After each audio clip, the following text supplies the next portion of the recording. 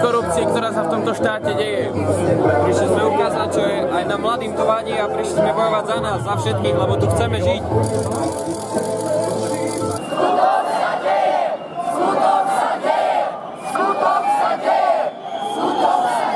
Tak s niečím ste nespokojní asi, nie? V štáte? No, tak s korupciou. To je dôvod. Tak áno, tak je to problém, no treba s tým niečo robiť. Ďakujem. Posúďte sa trochu dopredu, lebo vzadu už nie blokujeme cestu, len trochu dopredu.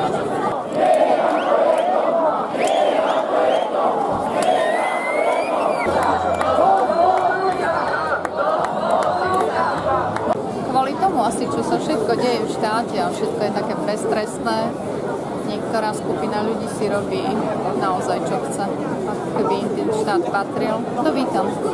Už sme sa mali dávno zorganizovať a hlasnejšie rozprávať o tom, lebo asi ľudia niektorí si myslia, že keď nikto sa proti nim neozýva, to si môžu naozaj robiť čo chcú. Zákon, nezákon.